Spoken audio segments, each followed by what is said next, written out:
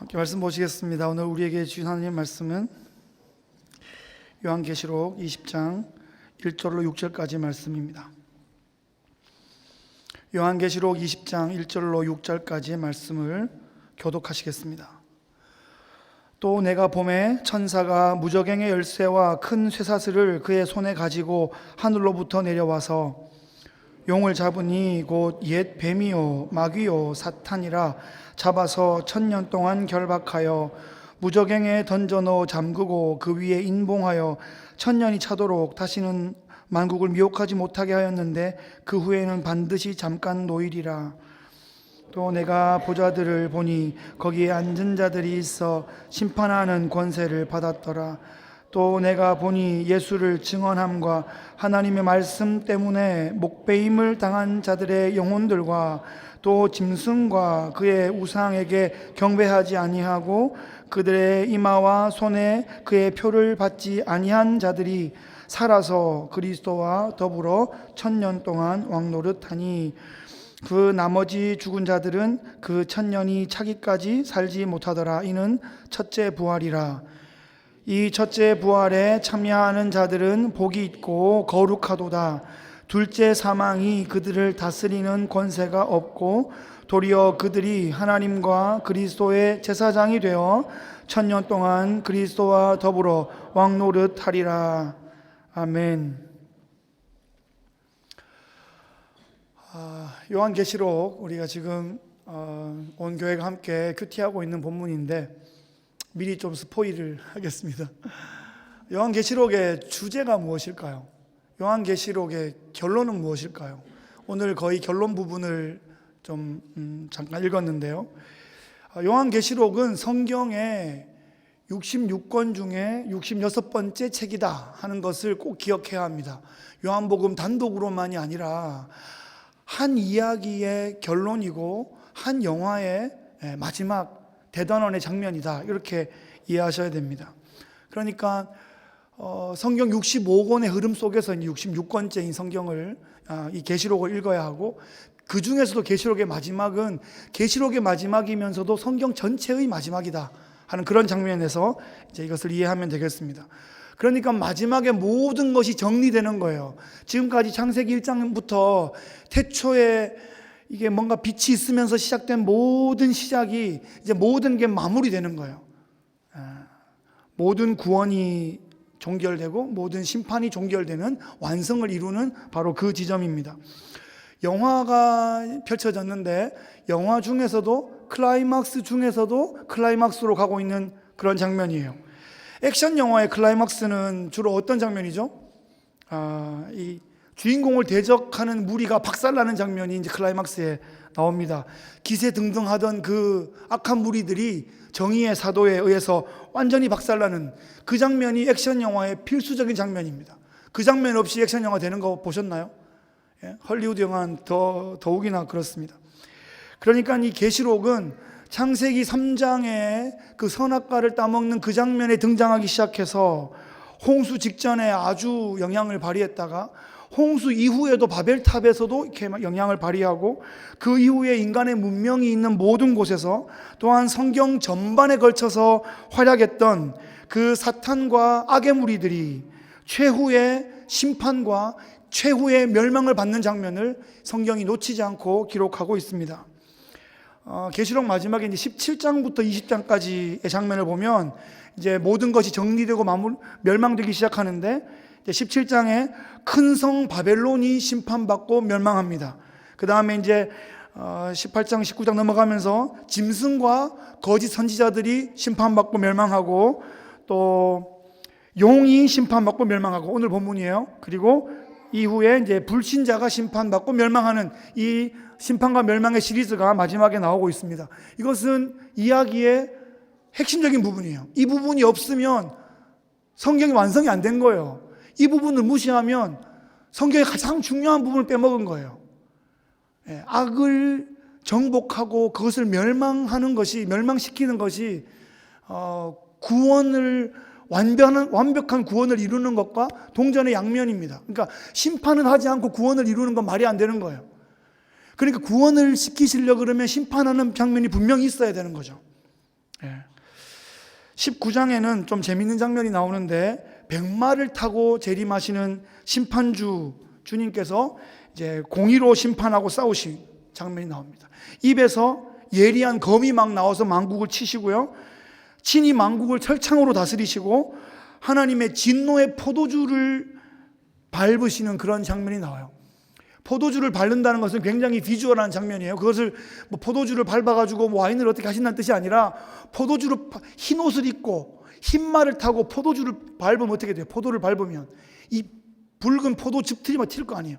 그것은 이제 피가 튀기는 아주 치열한 전투가 있고 완벽한 승리가 있을 것이다 하는 것을 시각적으로 보여주고 있습니다. 성경이 보여주는 최후의 전쟁의 장면은 백마를 탄 하늘 군대와 아주 기괴한 짐승의 군대와의 싸움입니다. 누가 이깁니까? 주님께서 이기시는 거예요. 눈으로 볼 때는, 겉으로 볼 때는 내 생각에는 저 짐승의 군대가 대단해 보이고 우리 주님의 군대는 눈으로 보기는 막 약해 보이고 내가 저 편에 붙어야 될까? 여기 있는 질 것 같은데 판을 잘 본다는 사람은 거기에 보면 우리 편이 안 될 것처럼 보이기도 한단 말이죠. 좋은 영화는 주로 그래요. 우리 편이 안 될 것 같아. 처음부터 될 것 같으면 영화가 재미도 없고요. 흥행도 안 되고요. 그건 재밌는 이야기가 아니에요. 분명히 우리 편인데 계속 맞아. 막 질 것 같아. 근데 결국은 어때요? 갑자기 무슨 힘이 생겼는지 어느 구원이 왔든지 하여튼 나쁜 놈은 선멸되고 우리 주인공은 이기는 거예요. 그렇게 주님은 역전의 명수이시고 반전의 제왕이십니다. 막판에 판을 다 엎으시는 거죠. 그러니까 판을 잘 읽는 게 실력이 아니고 주님이 어디 계신가? 나는 지금 어디 있는가? 이걸 확인하고 주님께 딱 붙을 줄 아는 것, 그것이 진짜 실력입니다. 오늘 본문 20장을 보면 1절부터 10절까지 이제 붉은 용으로 나타난 이 사탄이 나타나는데 이 사탄이 멸망하는 장면이에요. 그러니까 클라이막스 중에 클라이막스의 장면이죠. 영화 내내 아주 영화 전체를 지배하던 아주 강력한 캐릭터였어요. 그냥 그 용이라는 캐릭터가 아주 그 이야기 1189장 전체를 다 장악했는데, 처음에 2장 지나서 다 장악했는데 지금 이제 3장 남았는데 그때서야 밟히고 박살이 나는 겁니다. 그래서 1000년 동안 이 사탄이 무저갱에 갇혀요. 1절에서 3절까지 오늘 본문에 보면 이 1000년이 나오죠. 1000년. 이 1000년이라는 이 기간 동안 사탄이 결박을 당해요. 그래서 어떻게 되냐면 만국을 미혹하지 못한다 이렇게 기록하고 있어요. 4절 한번 볼까요? 4절 한번 보시면 그 다음 장면요. 4절 마지막에 이제 이러한 자들이, 성도들이 살아서 그리스도와 더불어 1000년 동안 왕노릇한다 이렇게 나와 있죠. 이 두 가지 장면이 이제 같이 봐야 돼요.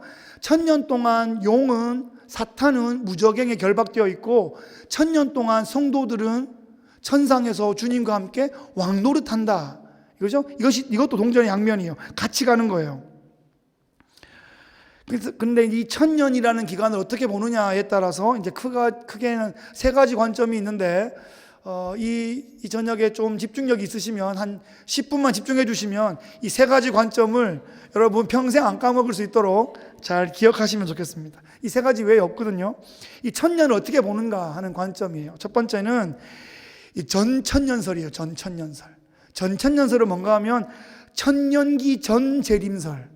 예수님이 재림하셔야 1000년이 시작된다는 거예요. 예수님이 재림하셔야 1000년이 시작된다는 거예요. 그러니까 천년왕국은 아직 왔어요, 안 왔어요? 아직 안 왔어요.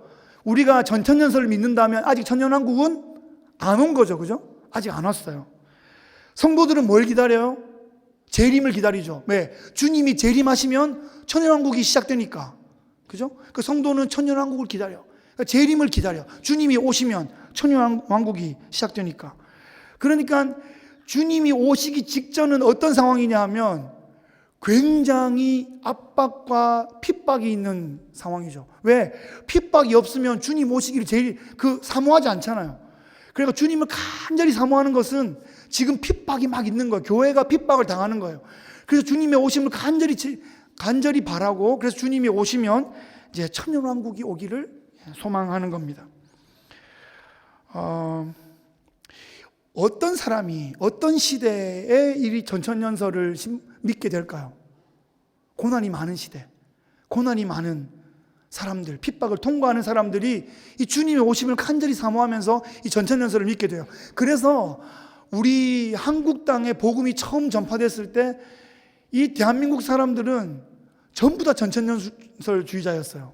일제하에서 압박이 심하니까, 그게 애굽의 압박하에 있는 이스라엘 백성들을 보면 우리 이야기 같고, 로마의 압박하에 있는 그들 이스라엘 보면 또 우리 같고, 우리는 일제의 압박 가운데 있고, 그래서 맨날 주님만 사모하는 거예요. 그 당시에 우리가 잘 아는 손양원 목사님이 주님 고대가라는 노래를 지었습니다. 잘 아시죠? 여수순천 반란 사건 때 이제 아이 두 아들을 이제 잃으셨죠. 그리고 본인도 6.25 때 공산당에게 총에 순교 당하셨습니다. 그만큼 파란만장한 삶을 사셨어요. 그런 정도의 위기의 시대를 살아가는 성도들은 정말 주님이 오시기를 간절히 사모하며 그렇게 지내지 않겠어요? 그런 시대를 살아가는 분들이 하늘에 구름이 떴는데 주님께서 저 구름 타고 오시려나? 그렇게 생각하는 게 이상할까요? 이상할까요? 지금 우리가 생각하면 그렇게까지 생각할지 모르지만, 그 시대를 살아가는 분들은 주님께서 왜 성경에 주님께서 내가 구름 타고 오리라 얘기하니까 그 구름만 보면 주님이 오실까 하고 구름을 바라보는 게 그 시대의 믿음이었습니다. 주님 고대가는 이렇게 시작하죠. 낮에나 밤에나 눈물 머금고 내 주님 오시기만 고대합니다. 가실 때 다시 오마 하신 예수님, 오 주여 언제나 오시렵니까? 2절이 이래요. 먼 하늘 이상한 구름만 떠도 행여나네 주님 오시는가 해. 머리 들고 멀리 멀리 바라보는 맘, 오 주여 언제나 오시렵니까? 우리는 지금 이렇게 안전하고 안락하고 평안한 삶을 발달한 시대를 살아갑니다. 그래서 그런 시대를 살아갔던 성도들의 간절함을 우리가 좀 본받아야 해요. 그거를 우리가 비판하고 판단하고 무시하고 저급한 신앙이었다 이렇게 말할 것이 아니라, 그 우리 할머니들 신앙이거든요.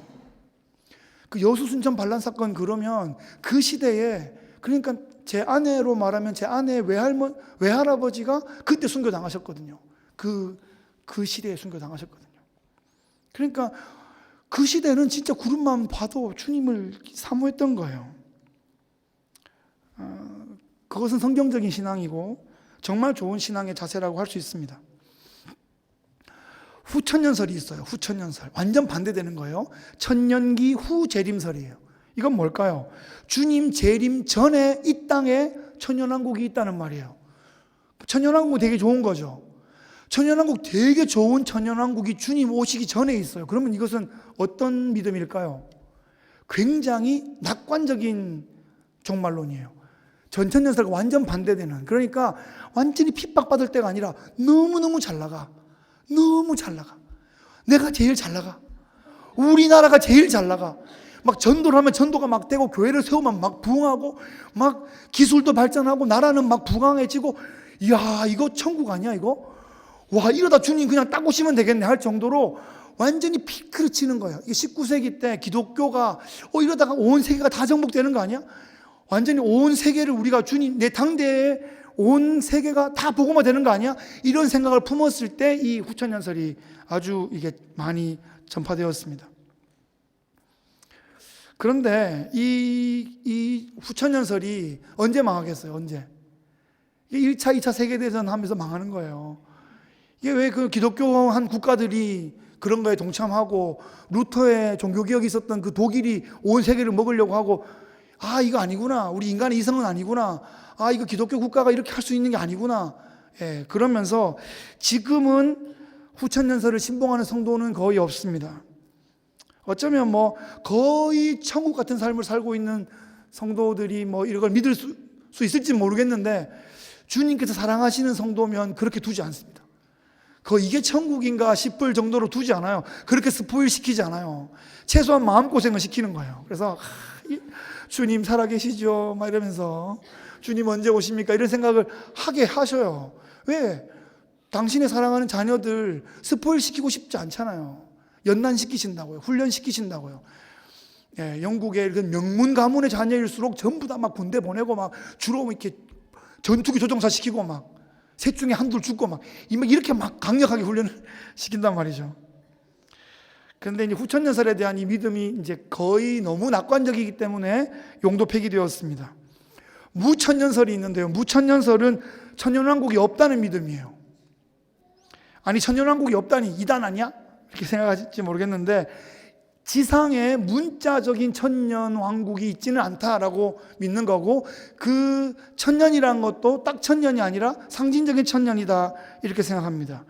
그러니까 이 시대, 이 땅 가운데 신앙생활을 잘 하다가 천상에 올라가서 주님과 함께 이 땅을 통치하고 있는 그것이, 아까 왕노릇 한다 그랬죠? 주님과 함께 천상에서 왕노릇 하는 것이 천상 천년왕국이고, 그것이 이 땅에서는 교회 시대이고 성령 시대이고, 그러니까 우리는 지금 천년왕국 속에 있다, 이렇게 보는 겁니다. 초림과 재림 사이가 천년왕국이라는 거죠. 동시에 교회 시대입니다. 그러니까 우리가 살아가는 이 교회 시대의 끝자락에, 천상 천년왕국의 끝자락에 주님의 재림이 있습니다. 그 사이에는요, 이게 비관적인가요? 낙관적인가요? 낙관과 비관이 교차합니다. 부흥이 일어나요. 부흥이 일어나면서 동시에 핍박도 있어요. 그것이 같이 있다가 주님은 언제 오셔도 괜찮은 거예요. 언제 오실 수 있는 거죠. 네.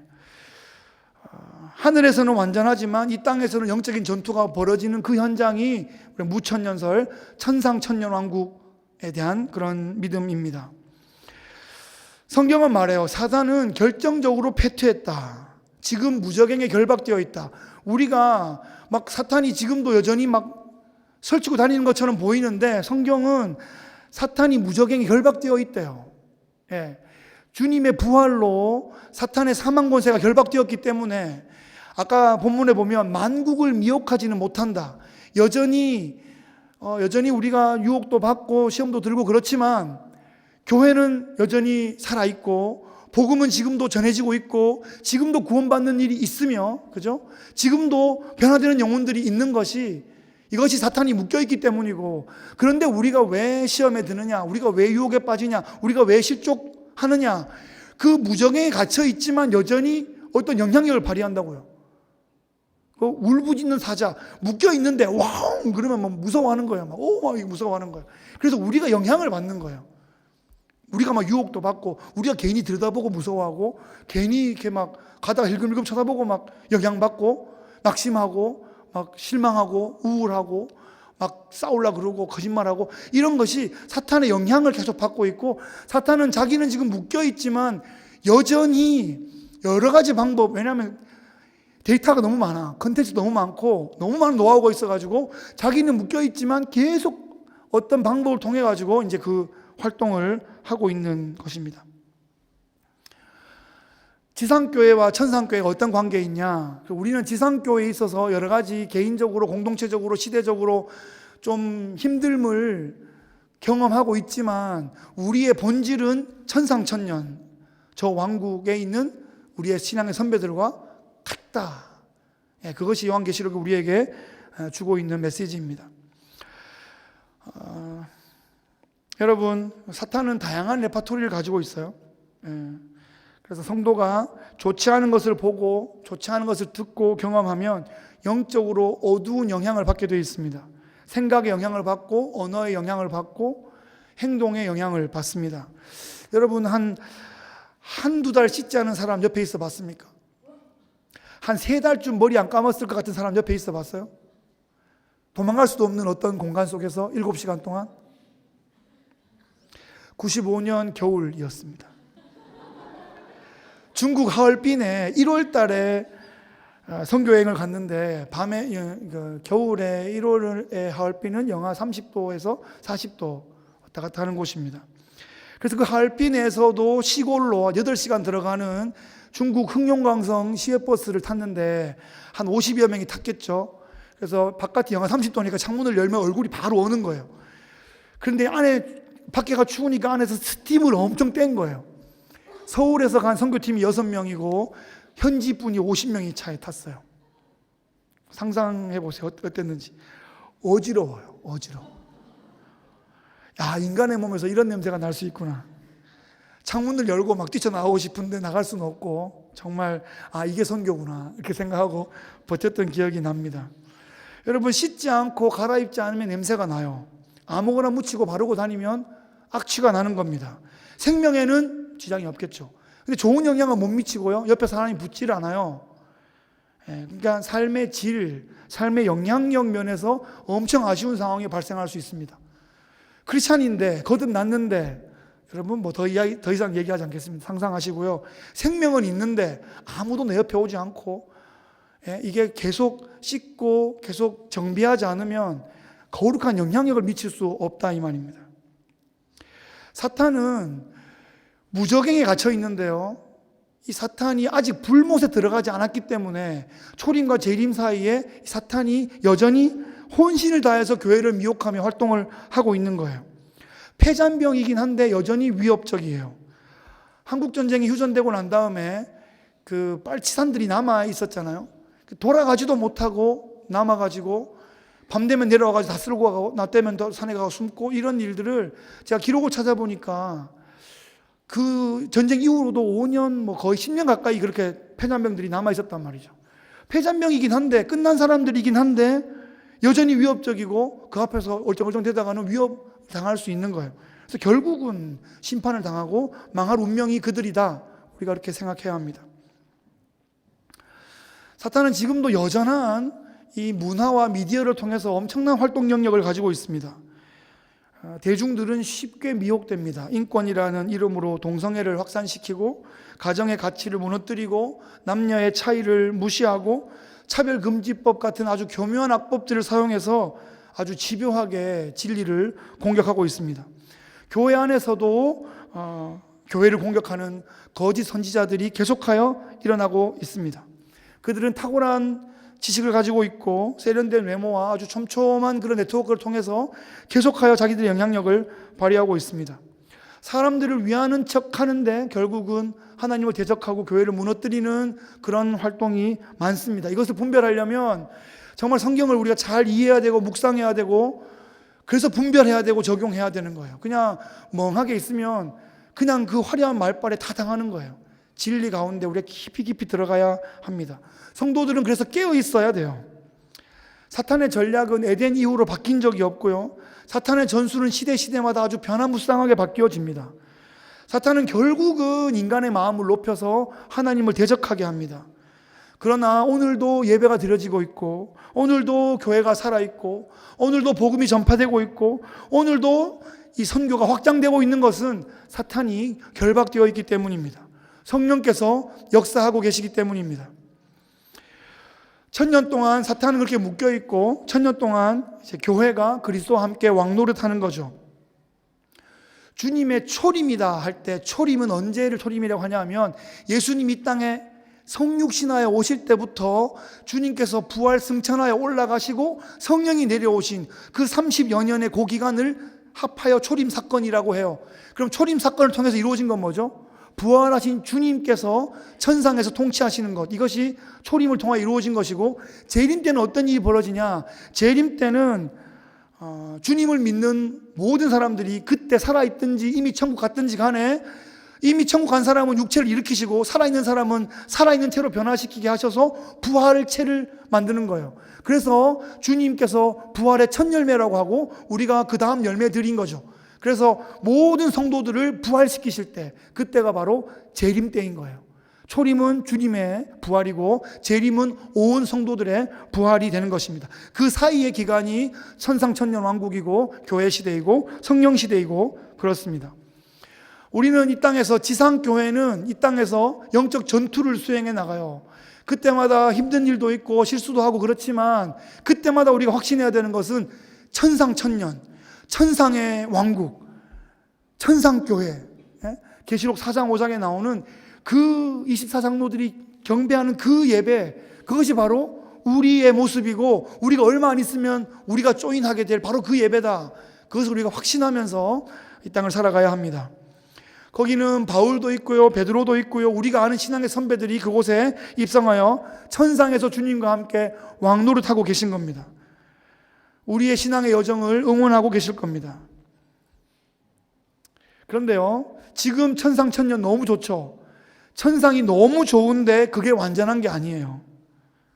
몇 년 전에 제가 교회에서 천국에 대한 강의를 하다가 제가 이런 얘기를 했어요. 지금 천상에 있는 성도들은 주님의 재림을 간절히 기다리고 있습니다. 이렇게 얘기했더니 어떤 집사님이 굉장히 놀라셨어요. 천국 이상 뭐 있냐? 천국에서 뭘 또 기다리냐? 지금 연옥을 믿는 거냐? 그리고 저한테 도전을 하셨어요. 아니, 그게 연옥이군요. 연옥은 천국에 갈 수 있는 세컨 찬스가 있다고 가톨릭에서 믿는 건데 그건 성경이 지지하지 않고요.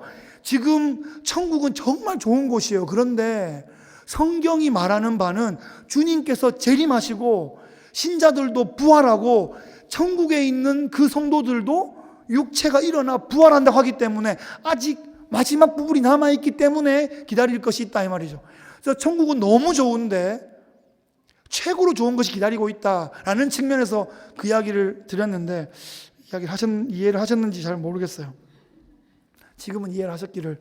5년 전 사건인데 5년이 지나서야 이제 얘기를 나누는 거예요. 그러면 천국에 있는 성도들은 이제 첫째 부활을 경험한 성도들이에요. 첫째 부활을 이 땅에서 거듭나는 거예요. 이 땅에서 거듭나는 성도들은 이 땅에 있으나 천국에 있으나 이미 부활한 거예요. 첫째 부활을 경험한 거예요. 첫째 부활을 경험한 사람은 둘째 부활을 반드시 경험하게 됩니다. 그죠? 근데 이게 이제 첫째 부활을 경험하지 않은 사람은 둘째 사망을 경험하게 되는 거예요. 이걸 도표 써서 한번 보세요. 첫째 사망은 다 경험해요. 그죠? 첫째 사망은 다 경험하는데 첫째 부활을 경험하느냐 안 경험하느냐에 따라서 첫째 부활을 경험하는 사람은 둘째 부활, 생명의 부활을 경험하는 것이고 첫째 부활을 경험하지 않고 첫째 사망만 경험하는 사람은 둘째 사망을 경험하는 거예요. 영원한 불못이에요. 그래서 정말 중요한 것이 일생 동안 주님 만나 거듭나 첫째 부활을 경험하는 것이 가장 중요하다 이 말이에요. 그래서 이제 오늘 본문은 아닌데 7절부터 10절까지를 보면 이제 주님의 초림으로 사탄이 결정적으로 이제 패퇴하게 되고 주님의 재림 그때에 완전히 승전하게 됩니다. 이것을 그 2차 세계대전 때 그걸로 볼 수 있어요. 이제 노르망디 상륙작전이 D-Day잖아요. 그래서 D-Day에 승리를 했는데 결정적으로 연합군이 이제 이기는데 이제 V-Day, 연합군의 승전 날까지 시간이 좀 있단 말이죠. 그래서 우리가 D-Day와 V-Day로 그렇게 예수님의 초림과 재림으로 그렇게 이해할 수가 있겠습니다. 말씀을 정리하겠습니다. 오늘 말씀을 나누고 싶은 얘기는 교회는 영광스럽다 하는 것이에요. 교회는 승리한다 하는 것입니다. 여러분, 교회는 한없이 영광스럽습니다. 정말입니다. 때로는 실망도 하죠. 때로는 찢고 뽑고 좀 힘들기도 하고 그렇기도 한데 이 교회가 어떤 존재이냐 보면 주님께서 이 교회를 얻기 위해서 자신의 생명을 피로 값주고 사신 거예요. 우리 교회는 그리스도의 몸이고 그리스도의 신부입니다. 나의 사랑, 나의 신부. 얼마나 소중한가요? 주님은 이 정혼한 신부인 교회를 위협하는 용의 무리를 무적행에 결박합니다. 그리고 신부가 계속해서 영적인 준비를 잘 할 수 있도록 주님께서 그렇게 도와주십니다. 그리고 정해진 때가 되면 사람들이 다 졸며 자요. 왜냐하면 때가 됐는데 1년 되면 데리러 오잖아요, 신랑이. 그거 아시죠? 정혼을 하면 신부는 자기 집에서 결혼할 물품을 준비하고 신랑은 자기 아버지 집에 가서 신부랑 살 집을 준비하는 거예요. 그리고 그 1년 동안은 거의 이 정혼은 법적인 구속력을 가지죠. 그죠? 약혼했다 깨고 하는 상황이 아니에요. 법적으로 이미 결혼을 한 거예요. 그런데 1년 동안 서로를 준비하다가 1년 지나서 이제 신랑이 신부를 데리러 오는데 그게 딱 1년 되는 날 뭐 정오에 온다든지 그러지 않아요. 1년쯤 되는 날 오는 거예요. 그래서 1년쯤 됐는데 1년 하루 이틀 지났는데 안 와. 그러면 이제 오늘 올래나 그러다가 안 오고 내일 올래나 그러다가 안 오면 그때부터 안 오나, 오다가 뭐 다리가 삐었나, 뭐 오다가 어떻게 납치당했나 이러다가 다 졸며 잘색 이런 상황이 되는 거예요. 그때 주님께서 어느 날 갑자기 땅 나타나셔가지고 이렇게 신랑이 오신다 막 그러고 이제 땅땅땅 하겠죠. 그래가 딱 가면, 근데 사실 보세요, 다 졸며 잤는데 기름 등불 준비한 사람들만 이걸 켜고 가는 거예요. 이렇게 가는 거예요. 그래서 신랑 집에 가서 그 혼인 계식의 잔치에 참여하게 됩니다. 거기서 기쁨의 혼인 예식이 일어나고 혼인 잔치가 이제 벌어지는데, 사탄이 지금 여전히 이 세상에 득세하는 이유는 뭘까요? 그 이유는 아이러니하게도 교회를 깨어있게 하기 위한 하나님의 섭리일 수 있습니다. 우리는 이 땅에서 하나님의 계신 성경 말씀을 읽고 묵상하고 공부하고 그럼으로써 하나님의 선하시고 기뻐하시고 온전하신 뜻을 이제 분별해 나가는 겁니다. 이 일을 지속해야 돼요. 이 일을 꾸준히 해야 돼요. 꾸준히. 천국은 그렇게 꾸준히 말씀 가운데 있는 사람들이, 그 천국을 마음에 계속 품고 있는 사람들이, 천국을 기쁨으로 계속 소유하는 사람들이 자연스럽게 이렇게 연결되는 거예요. 은혜는 우리가 갑자기 받는 거고 벼락처럼 받는 건데, 천국은 그런 식으로 임하는 게 아닌 것 같아요. 꾸준하게 하나님 말씀 가까이 나오고, 그래야 이것이 분별이 되고, 그래야 시험에 들지 않고, 그래야 계속하여 성장해 나갈 수 있습니다.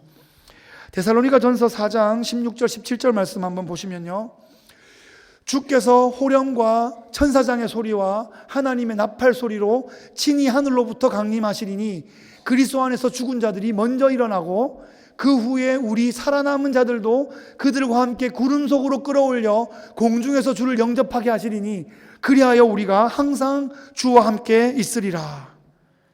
멋있죠? 아주 드라마틱하게 주님의 재림의 장면이 묘사되고 있습니다. 그래서 천상에 있는 선도들이 어떤 모습으로 올 건지, 또 지상에 있는 우리가 그 당시에 주님 오실 때 지상에 있으면 어떻게 변화될 건지, 저 장면에서 나온 게 이제 그 유명한 휴거예요. 휴거. 우리가 지상에 있을 때 주님이 오시면 우리 몸이 부활체로 변해서 주님께 올라간다는 거예요. 그래서 이걸 너무 감상적으로 생각하면 공중에 휴거 돼가지고 공중을 막 날아다니고 공중에 계속 있는 것처럼 생각하는데, 그렇지 않은 것 같아요. 그러면 공중에 왜 올라가냐? 그럼 어른 오시는데 앉아 있을까? 그렇죠? 주님이 오시니까 영접하러 올라가는, 영접했으면, 본문이 거기서 더 안 그래서 그렇지, 영접했으면 내려와야죠. 왜? 주님이 내려오는 길이었잖아요. 주님이 내려오는 길인데 내가 영접하면 거기 멈추나요? 들어오십시오, 내려오십시오, 그래 가자. 그래 공중에서 만난 다음에 내려오는 거예요. 마중 나간 거예요. 마중. 근데 세대주의적 전천년설은 그렇게 휴거 된 다음에 공중에서 7년 동안 있는다는 거예요. 왜? 이 땅에서 7년 동안 대환란이 있으니까 교회는 환란을 당하지 않는다, 교회는 환란을 당하면 안 된다 하는 그런 아주 감상적인 생각 때문에 주님은 오다가 중간에 멈추고 우리가 올라가서 7년 동안 혼인잔치를 해요. 7년 동안 혼인잔치를 막 이렇게 하고, 밑에는 뭐 지지고 뻗고 터지고 난리가 나는 거예요. 그리고 7년 뒤에 난리가 나면 다시 그때 내려와. 그러면 주님께서 재림을 이중으로 하는 거예요. 이중 재림. 그 성경은 이중 재림을 지지하지 않아요. 그래서 이게 많은 무수한 이단들이 이 세대주의적 전천년설을 주장해요. 왜냐하면 뜨고 싶잖아. 이게 다 날고 싶잖아. 흰 옷 입고, 그래서 흰 옷 준비하고 12시만 되면 뜨려고 막 이렇게 준비하고 이렇게 그랬던 거예요. 그 1992년 그 다미성교회 그때도 전부 다 흰 옷 입고 막 뜨려고 그러고. 저는 봤죠. 그때 그 포항 지곡동 옆에 효자동 오락실 아줌마가 이렇게 그러셨거든요. 그 우리한테는 저 아줌마가 과연 뜰까 안 뜰까, 흰 옷 입고 이렇게 뜬다 그러고 막 뜬다 그러고. 그때 제가 고등학교 이제 3학년 때잖아요. 그래서 아니, 전 예수를 믿으니까, 그래 주님이 오시면 나도 뜨겠지 뭐 이런 생각을 요만큼 하면서도, 그래 저렇게 날짜 정한 건 아닐 거야 이런 생각하면서, 그때가 우리 학력고사 한 달 전이야. 그래서 저거 진짜 마지막 학력고사, 내년에 수능으로 바뀌는데, 내년에 이거 뭐 수능으로 바뀌는데 재수도 못 하겠는데 그냥 주님 하고 오시면 좋겠다 뭐 이런 생각도 하고. 근데 아줌마 계속 흰 옷 입고 안 오셨잖아요. 지금 몇 년 지났어요 지금. 그래서 날짜 정하는 이단은 다 틀린 거예요. 역사적으로 수천 번 수만 번 정했는데 한 번도 맞은 적이 없어요. 때와 시에 관해서는 너희가 알 것이 없다 그러죠.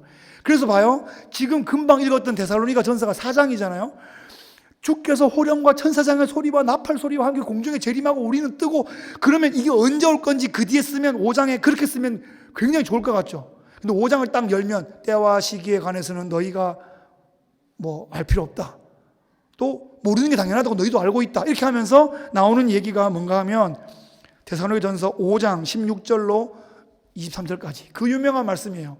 띄워주시면 같이 읽어보죠. 시작.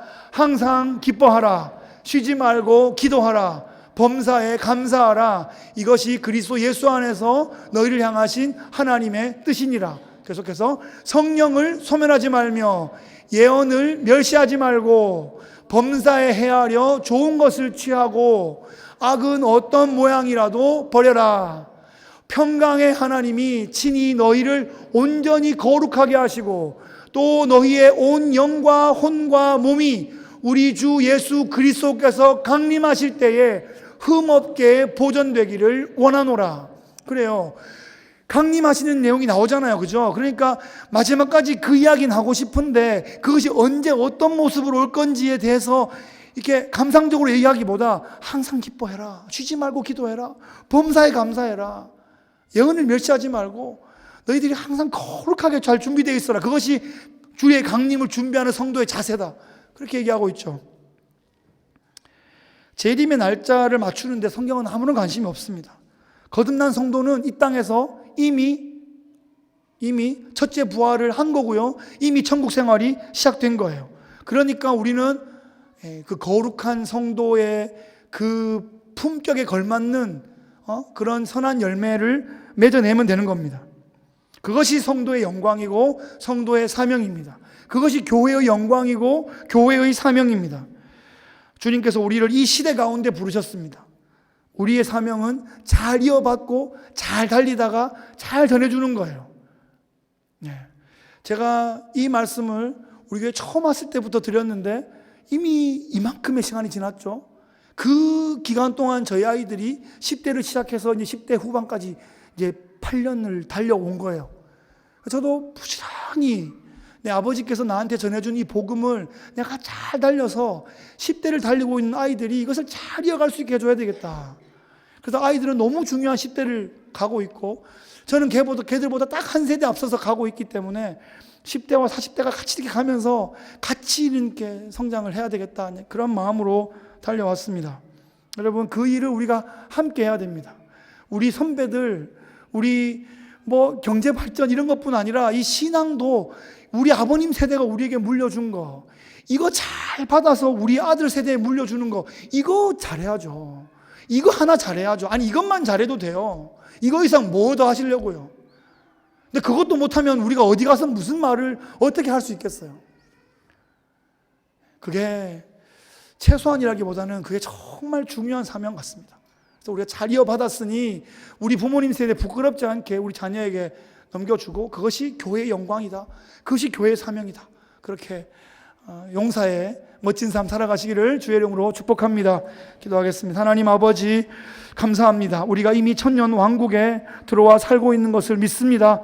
하나님 아버지, 지상교회에서 여러 가지 힘든 것들이 있지만 싸워나가서 천상교회에 편입되는 그 영광을 우리에게 허락하여 주시고, 오늘도 거룩함의 싸움을 싸워나가는 주의 귀한 백성들 될 수 있도록 성령으로 인도하여 주옵소서. 예수 그리스도의 이름으로 기도하옵나이다. 아멘.